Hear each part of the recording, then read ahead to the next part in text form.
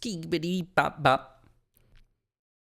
Okie dokie. 3, 2, uno. I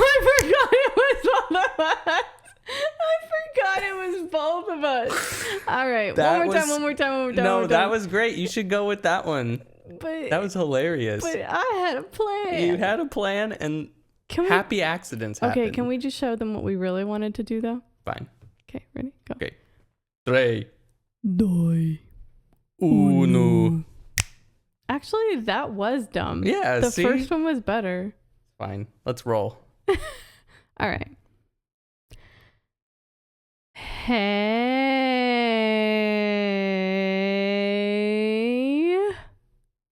Chipach. Just kidding. This episode will be in English, I promise.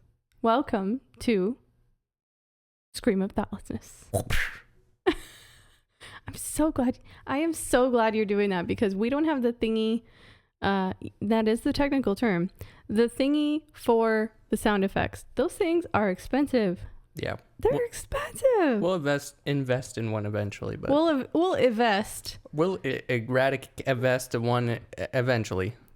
I really hope so, because I'm gonna have so much fun with that. Like, if we get one of those, oh man, I can't wait. It should go like right there. That way it's within arm's tap. Yeah, that would be smart, rather than, what I was thinking, which was put it across the room. Oh, cool. Go Sorry, on. I can't. Yeah, All right. it's fine. Okay, today we're talking about irrational fears. Not fears, like not the generic words. Not the generic fears, not fears that are socially acceptable. These are irrational fears. The weird stuff, Then we spent the other day taste testing soda flavors I've never heard of in my entire life, and we're going to give you the notes on them. A review of sorts. It's going to be fresh. Well, you say fresh, but they're not actually fresh because they're 2 days old in our fridge. Moving on. Then we're going to do cues from a friend. That's it. That's the whole overview. Fears, soda, A's for your Q's. Exactly. All right. What did you do? You hit the microphone again? Sorry. How about you quit clapping every episode then, huh? I like clapping. You can't take clapping away from me. Then you move your mic away from me. From you? I wanted it to rhyme. Okay. Oh, yeah. Okay. So I really wanted to do some more beginning remarks since our drop. Oh, dang it. I popped the peep the poop. Oh, well. I popped the poop the peep the poop. Spoop the poop-the. Okay. Anyway, I wanted to do beginning remarks since our release. Just to say, I don't know why I have to do weird things with my hands. Anyway, on both of our behalf, thank you so much for the positive reception, the feedback, and the constructive criticism. That was amazing. I loved it. It made us want to keep going. So that's why we're doing episode 4. we were going to do it anyway, but Yeah. Anyway. The fact that people liked it, shared it on their Instagram stories, it was really cool to see. It's just added fuel to the fire that is our passion of now being a podcaster. Exactly. I also wanted to go over something that I did go over in our first trial run of our first episode. And that was that Nick made me the main host because I talk more. Mm-hmm. Yeah, I'm definitely the co-host. So I don't feel like you're the co-host. I think we're just both co-hosts, but I do the intros. That's how I like to look at it. Okay. Tight. It's just, I don't know. I felt like I need to clear that up. Sure. That's fine. All right. Carry on. I'll be co-host 2, but you're co-host 1. Sure. I don't think we need I don't even think we need. Well, there is 2 of us. Oh, There does have to be a distinction. Math. Yeah, Yeah. I'm not good at math. I hate math. Yeah, but you're better at math than I am. I am an English, writing, language arts type of gal. Yeah, but you took more math classes than me. Yeah, which is weird that it's just because I hated it enough to forget it. Yeah. I didn't need it. So here's the thing. For my degree, I only needed one math class. Like, I don't know how I got away with that. There's tons of science classes. Two English classes. One, like, writing, literary based class where you'd read books and write about them later. And then one math class. And the rest was all science. What math class was it? Really quick, before we jump in. It was basic college math. What does that mean, though? Is it like an algebra? No, it wasn't geometry? Called anything other than mathematics. Nice. Okay. Anyway, let's get into our irrational fears. So the first one is technically yours, but it started out as mine. Because when I was writing and researching, I wrote this down as one of my fears, and it's, I labeled it spider in the toilet. So essentially what that means is when you're going to the bathroom and for some reason you think that a spider's going to come up and get you, like, especially if you go to the bathroom at night or, I don't know, it's dark. Anyway, spider in the toilet. You get the gist of it, okay? Anyway, so it was supposed to be my fear because, like, that's a genuine irrational fear of mine, but it's never happened to me. So it's like, why would I be worried about that? It's never happened to me. But we have to give it to Nick, and he's going to tell you why. Yeah, so it's not as irrational of a fear in my mind as you might think, because that actually happened to me one morning. I'll tell you the story. So, one morning, drank my coffee, just relaxing, and had to go to the bathroom, right? So, went to said bathroom, and I don't know what led me to do this beforehand, but I did a pre-flush. No particular reason, just pre-flush the toilet, okay? But, like, did you do pre-flushing of the toilet? No, I never really did until this point. What caused your brain to go, oh, I should flush this before I use it? I don't remember. So weird. So I flushed this toilet, and out of the back of the bowl where the water comes out, just black spider. And it did not look like a daddy long legs or anything. This was a legit, like, I don't know. I don't think it was a black widow, but it was a, whoa, it was a beefy spider. It was a pretty gnarly little spider. And it just went right into the water and got flushed down the drain. And it scared me. It scared me to death for a full year. And I had to do pre-flushes for about a year. And I've broken that fear now. But man, I did not want to sit down and have a spider problem, a big spider problem. That would be terrible.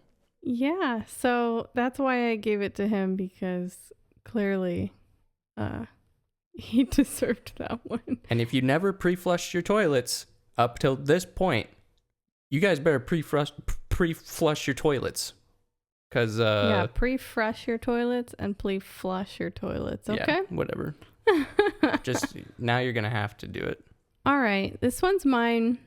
It is such a weird one. I get so embarrassed every time I talk about this one because people just do not get it. They do not understand, and trust me, I don't understand either. I don't understand 50% of myself.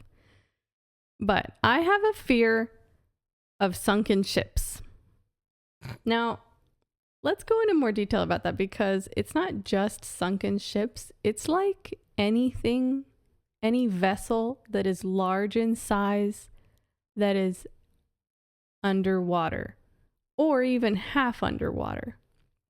So this could be a plane that maybe went down over the ocean. This could be the Titanic.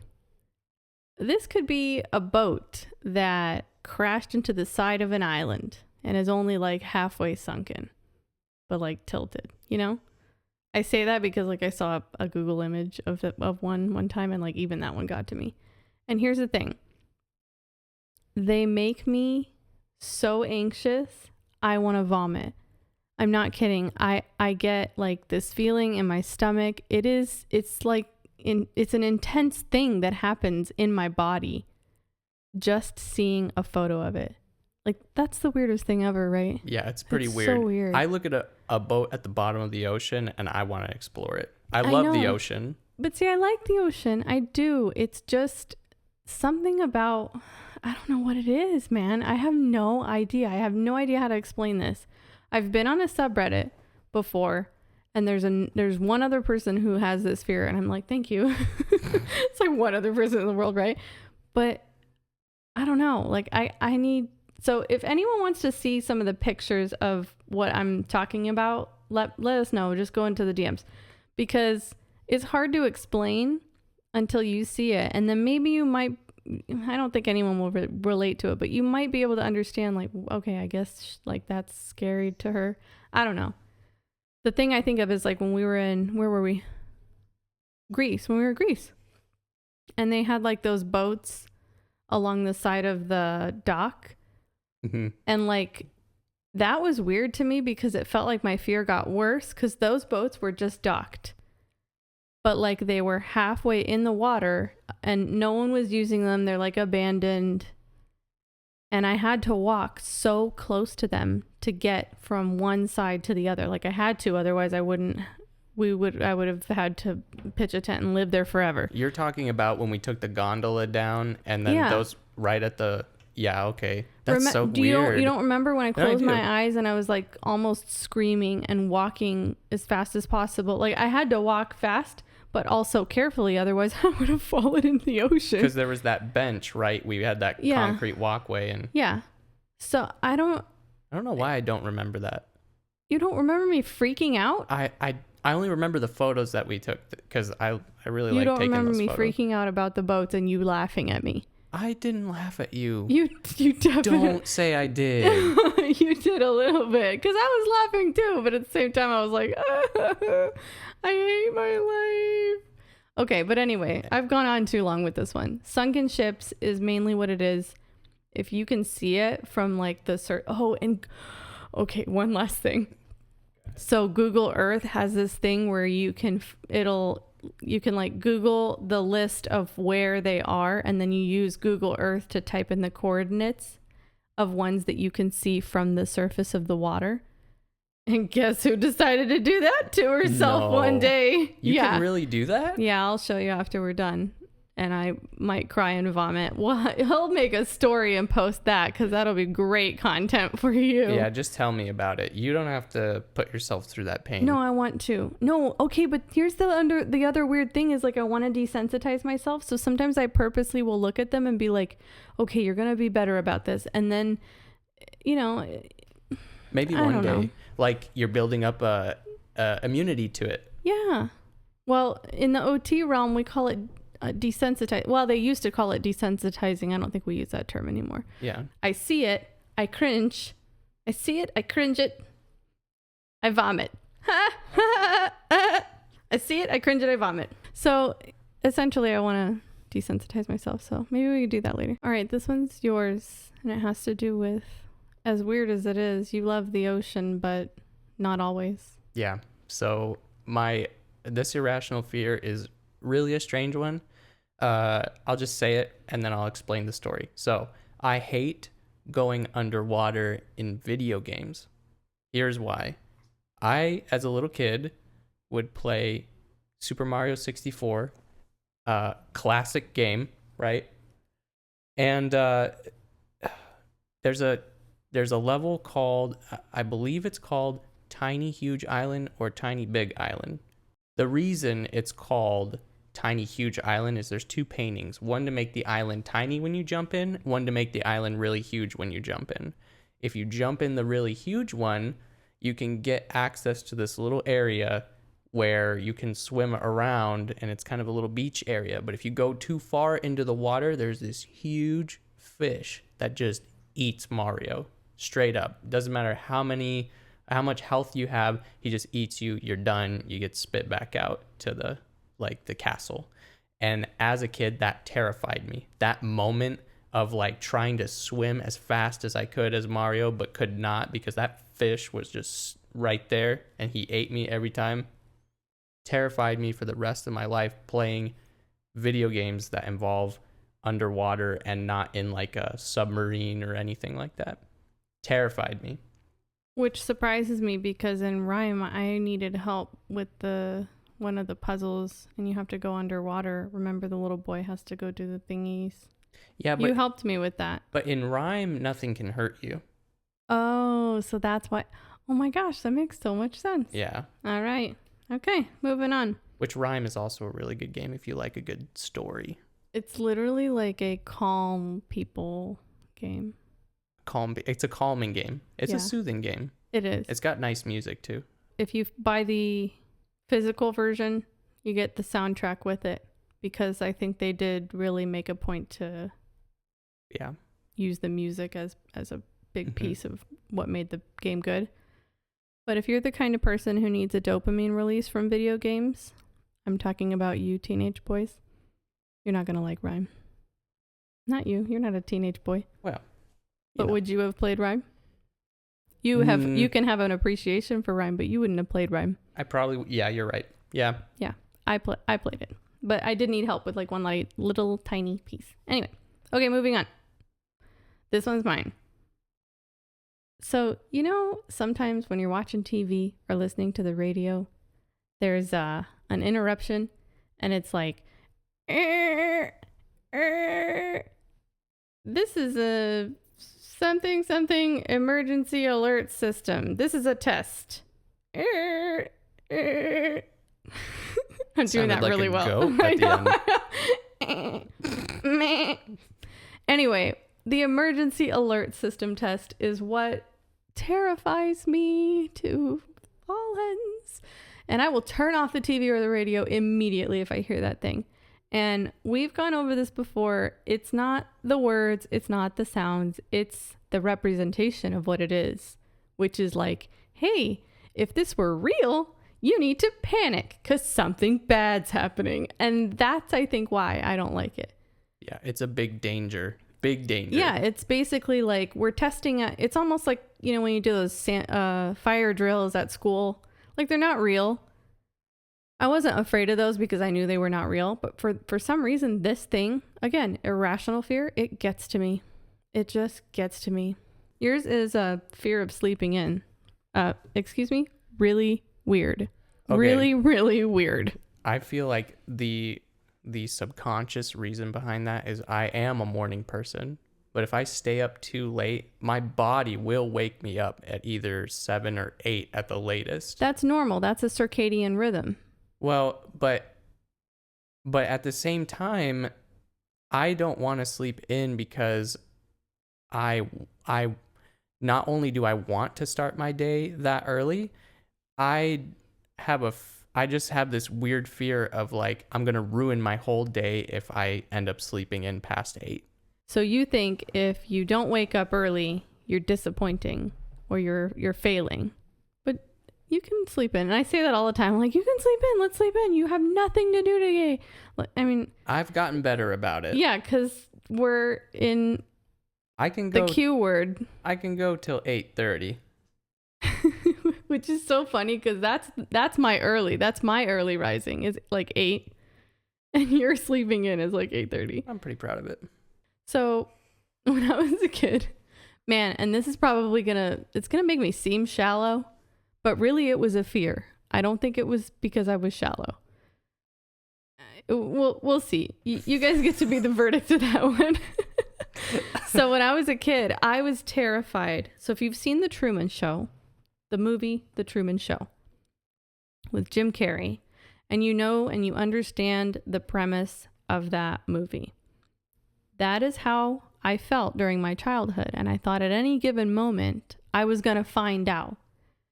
So I thought that my life, it was like everything revolved around me, not in that shallow way, but like I thought that I was the character in the show and everything kind of worked around that for me to not find out. And it was like, it was anxiety producing. I was terrified because I was on the spot. That would have meant I was on the spot. And so at some point, I think to cope with that fear of, being Truman, essentially, being the Truman of my own life, I started acting. And then for some reason I wanted to be an actress when I was a kid, but I started acting. I would start not acting out, but acting out like these scenes where I was more dramatic in whatever I was doing, because I thought that everyone was watching my TV show. So yeah, I don't know. That one was a weird one. I have since grown out of that. I don't I don't do that anymore at all. And I do not think that I am the star of a show. You are pretty theatrical, though. I am. And I think that's where it developed. It must have developed from that whole, like, I thought as a child I was the Truman Show. And it's funny because I hadn't seen the movie The Truman Show. I hadn't seen it. I saw that movie much later on in life. I think I saw it more towards teen age, after I had grown out of that it was paranoia, essentially. It was a paranoia that I was having, right? Then I saw The Truman Show and I was like, oh my gosh, that used to be me. But he found out in the end. I never found out. I still haven't found out to this day. The government's too good. They are really good. They'll keep it hidden from you. Hey, really quick when though. When will I find out? Wait, are you? No, I want to add to this because Okay. I've been thinking about this a little bit more. I'm scared now. So I used to think sometimes. Can you tell? Did it hurt? Right now it does. So I would think like more along the Matrix aspect. So here's what I'm like right now. We're talking not like simulation. Well, yeah, I guess like it's a simulation almost. But I've never seen The Matrix. So is my question valid that I'm about to ask? I haven't seen The Matrix. Don't you have to take a pill?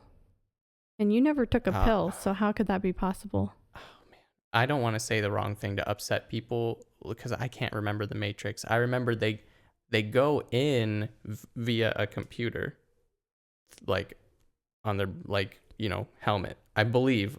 And if I'm wrong, then just hit the dislike button. That's I think cool. they do. They sit in chairs. I've seen like clips and scenes of it. I don't know. Anyway, what I was trying to say was I'm waiting for the veil to just be lifted and none of this is real around me. Like this is nuclear holocaust. No. Everything is Wait, fake. nuclear holocaust? Yeah, like is that everything what ends is up just happening in the movie? No. Well, in the movie, everything's broken down in the movie. Okay. But I'm just waiting for the veil to be lifted, and it's just like, there's nothing here. I've been like talking to myself this whole time. Oh my gosh, that would be terrifying.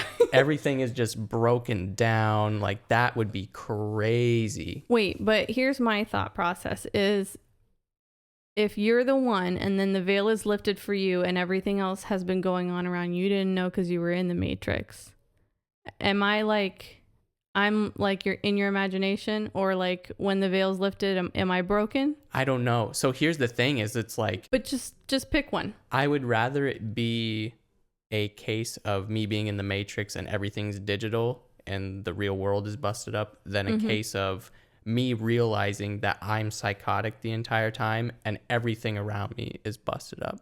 So anyway, how would you feel though? About what, like a simulation? If all that happened, the veil lifted, how do you feel in that moment? I think my heart would just like sink. It would be like 20. But like, what is the thing that makes you sad? Like 27 years of a lie. You know what I mean? Yeah. That would be really weird. Everything around you, your family. So I probably got to tell them not to lift your veil right now. But hold on. I have to go make a phone call. Just kidding. Okay. I love you. I'm your real wife. It's not going to happen. I'm your real wife. Okay? I'm glad. Everything is real. You have a real producer. Yeah. She'll bring me back down to real life Earth. Yeah. Sorry to break it to you, but your life is real. And Sorry for getting upset with you yesterday for not bringing me the boba. But that part was cool. real too. It's marriage with me, all that stuff, it's real. Marriage is real. Sorry. Yep. So now how do you feel? Do you want the veil to be No, lifted? I'm good. All right. I know what I'm in for right now. That's true. You keep telling me that. Hey, if it gets lifted, I wouldn't know anything and would probably die instantly by some crazy who knows what. Yeah, weird. Okay. Okay. All right, yeah. So Truman Show, that was my fear. So, as an honorable mention, because we're at the end of our list, but I wanted to say there's another irrational fear that makes me laugh, kind of scares me a tiny bit, but you do not like it, and that is opening a can of Grand's Biscuits and hearing that sweet, sweet explosion. So, did you just say sweet, sweet explosion? I did. Oh, you're getting up, aren't you? Yeah, He's getting up. Okay. We're going to have to cut. we're back. I got the can. Great. Let's experience fear together. No. 3, No. 2, 1. Half a 1. 0. I just okay, spit everywhere. Did it spit everywhere? I just can't handle the fear of unknown, because the unknown is when is it going to happen? You don't know. To be fair, that was very mild with these headphones on, and now our producer is very, very hungry. Do you sniffy? I want to smell this. You want to smell? Grand's Biscuits are very good to I'm smell. going to bake these for us right when we finish filming, okay, honey? Sounds great. All right, let All me right, put this little back. chicken nugget, you got to go. Bye-bye. Okay, Go go lay down. That's okay. All right, we'll cut one more time and we'll be back with our sodas. Okay, we are back again, and we're gonna give you some taste test notes / reviews on the weirdest sodas ever. Okay, so we got our 8 flavors. Go ahead, babe. What's the first one? I'm starting with Sarsaparilla. Sarsaparilla. AJ Stevens from Boston, pure cane sugar. Let's see. Here's the sip. There's the first sip. Yep, it's good. It tastes like root beer. All right, what's yours? So mine is Snosberry, made by Batch Craft Soda, and I want to really see if Snosberries taste like Snosberries. You are so Okay, so right off the bat, the smell. hilarious, I was going to say. Thanks Sorry for interrupting. I'm gonna cut you later. Okay. So this smells like like the syrup at the bottom of a cherry icy, and tastes like it as well. And it's pretty good. That's actually pretty good. Okay. Because normally ices aren't really that great when they're melted and you get all that syrup. I don't know. I like that's my favorite part of the icy. It's not the ice. Really? Yeah, this tastes pretty good because it's carbonated icy juice. Yeah. It's carbonated cherry icy juice. I do like that. So if you like that flavor, but you think it's kind of gross when it's flat, it's really good when there's carbonation added to it. So Kabooyah. Batch Craft Soda Snosberry is a yes. Yeah, that is I would like to give that a 4 out of 5. Oh, are we doing ratings? No, I just wanted to do it once. Okay, go ahead. Next one. Mine is Sioux City Prickly Pear. So it's prickly pear soda. Here's the sip. Yeah. Prickly pear tastes like prickly poo. Wow, strong See words. if you agree with me. It reminds me of maybe a cherry strawberry hybrid. One more Sure. sip for good measure. Okay, one more sip. Okay, next one, butterscotch, cream soda, AJ Stevens, Boston. That's the company. Butterscotch. Very sweet. I loved butterscotches from my grandma's purse when I was a kid, so I have a feeling I'm gonna like That's this a one. very sweet soda. I never liked those Is it too candies. sweet? For me, yes. You never liked butterscotches? I never liked like those butterscotch pudding? No. I don't think I've ever had butterscotch pudding. Is that bad? This is so good. It's so good because it's also cream soda. I like cream soda, but the butterscotch is what throws me off. I like cream soda, but the butterscotch is what makes it better. I'm glad. I'm glad you like it. Here's the problem. I shouldn't have worn lipstick. I think I literally ruined my lipstick doing this because we're sipping out of bottles. And I don't even wear lipstick. I usually wear like the kind that cements it to your lips, and I can eat a full cheeseburger and fries and a shake, and literally it will look like it has been untouched. But I got a sample of this, and it's actual real regular traditional lipstick, and it's gonna get everywhere. Okay, all right, my turn. Go on. My turn. Oh, I was really excited about this one because it's Mexican soda, I believe. So it's Fanta. It says Fanta on it, but when we were selecting them, it said Mexifantapina. Yeah. And I was like, yes, because I love Mexican candy. I love Mexico. I just love everything about them. Okay? So the culture. Yes, the culture. Oh, so great. And yeah, that was why I was like, why am I so overly excited about this? It's fine. I'm going to calm down now. Okay. Here's the sip. It smells like, To all the listeners, though, it is green. It's a green soda, which is interesting. I forgot to mention, it smells and tastes like bubble gum. This is literally bubblegum soda. So it's supposed to be like a pina colada flavor, I believe, of Fanta. And yeah, I guess if you really, really like deeply dove for the notes, you could probably find a little coconut and a little pineapple, but it's truly the overpowering taste is bubblegum. So if you love bubblegum, I hate bubblegum. If you love bubblegum, that's in a soda. Yeah, so if you wanted liquid bubblegum. Yeah. I can taste the pineapple if I really think about it. Yeah, that's what I was saying. Is like those are undertones, but purely that's bubblegum soda. Absolutely. Which is cool. It's a cool find if somebody is like that obsessed. Yeah. Then you're welcome. You're welcome. Leave a comment if you really like bubblegum. And Just also, saying. if you hate bubblegum like me, leave a comment. This next soda is called it's the made by Manhattan Special Espresso Premium Coffee Soda. Now, this is let's dive in right now. You can smell the espresso coming off this thing, which is nice.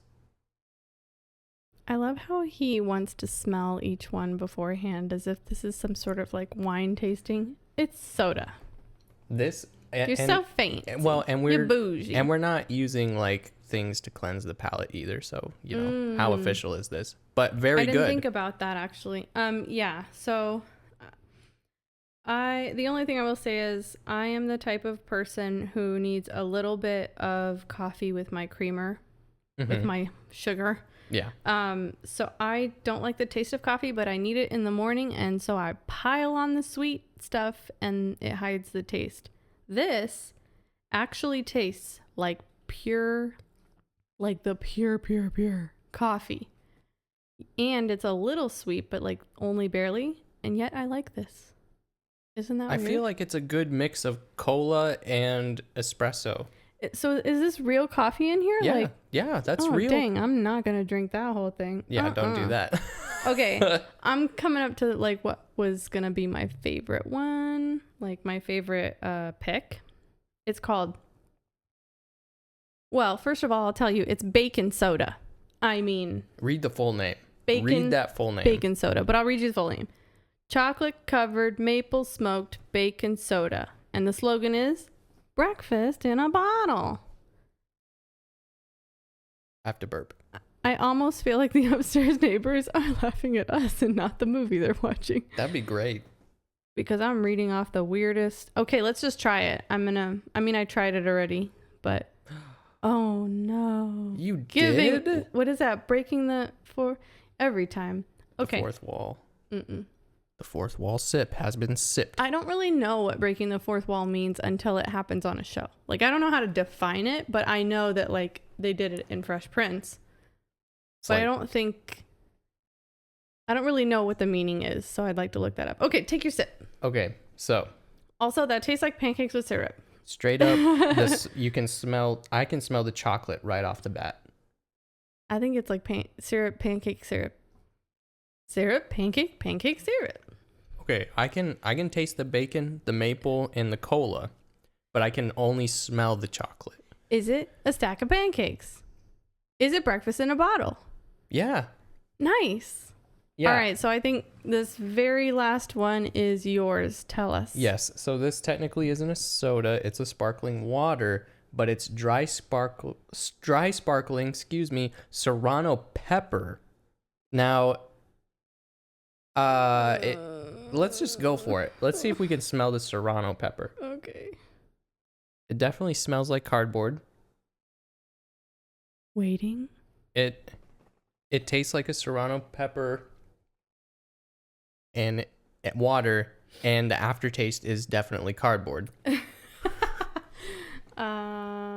Is it spicy? No. It is. Right. I don't know if it's the infusion that makes it have a really like a big kick. I feel like it has a big kick on the initial sip. That is disgusting. That is the most disgusting. I am so sorry to... Oh, wait. There's no brand on here. Thank goodness. But whoever made this, I'm so sorry. I think it tastes like very, very, very... What? It's cardboard, but what's the word I'm looking for? Intense punch in the mouth cardboard. So yeah, the initial sip. Somebody came up to you with melted cardboard and punched you in the mouth with it. All right, what were you saying, honey? I was gonna say, I think the name of the company is Dry. Don't say it because we didn't like it. Don't want to be mean. Well, I'll finish it. I really? bought from You're them. You're gonna drink the cardboard soda. I will. I'm kind of thirsty. Okay, we're gonna do one cue from a friend. And since this gets uploaded to YouTube, I'm going to distort the username because I cannot say this. Jewexaikan. Wow, nice. Did I do a good job? Yeah, it was pretty good. He asks, what movie pulls you from present time and puts you back in the moment where you first watched it? I want you to go first. Okay, so mine... Very simple answer. When I watch Napoleon Dynamite, it brings me back to the moment when my dad took me to see that movie roughly when it first came, like right when it came out as a kid, because we both were just dying laughing at that movie. I still find it to be one of the funniest movies today. All right, Mary. Don't cry this time. This is a second take. The movie is up. I'll explain the story. My best friend Sarah, while we were about 19 years old, we were living with my mom. My mom let her live with us, so she was living with us for, I think, maybe just under a year or so. And her room was adjacent to mine, and I pulled up the movie Up on my laptop, and I'd never seen it before. And so I just needed something to do. I think it was like Netflix or I don't even know, some sort of service. And in the first 10 minutes of this movie, I went through a range of emotions. Like I'm like smiling, like my heart is warmed, I'm laughing, and then I'm crying, like bawling my eyes out, right? And I'm like, Sarah, I go over to her room, I'm like, Sarah, you have to see the beginning of this movie. Like, this is crazy. This movie's not for kids. It's for adults. So she comes and she sits in the bed, lays in the bed with me. We were very close. We were like best friends. So we lay in the bed together. We put my laptop between us and I restart the movie and we watch it. And then we watched it all the way through and it was really nice. And I think the only reason that, at first that movie, that story stood out to me already because Up is my favorite movie. But now it stands out even more because a few years ago, my friend Sarah passed away. And so when I think of the movie or that memory, I think of it and I cherish it more, I think. Yeah. It's beautiful. So. Very beautiful. Hey, I didn't cry this time. I didn't cry this time. You did great. I almost did, but you did great. I do. I miss her a lot. And I've never had a friendship like hers. I've had other friendships that are very similar. But I've never had a friendship like hers the way we were. We were so close.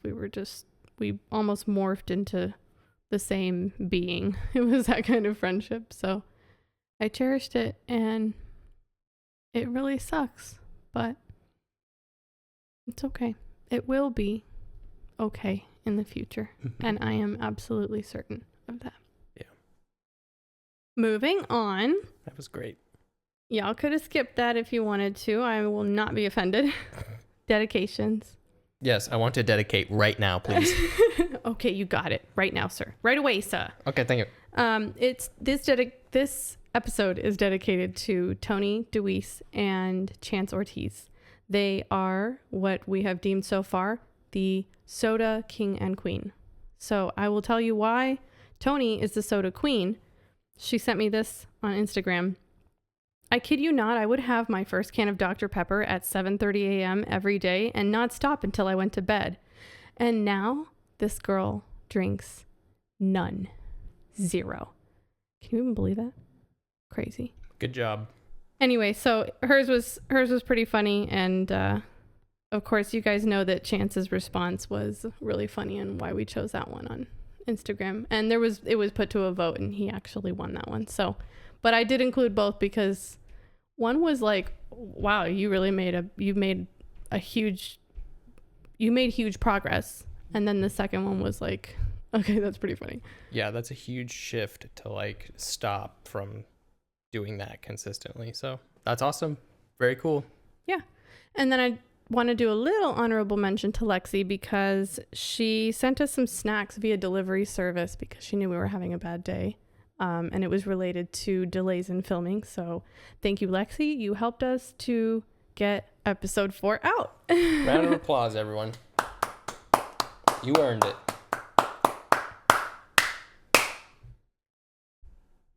Beautiful. I love it. Thank you, everyone, for listening and or watching, and we'll see you in the next one. And remember, everybody needs a friend. Happy.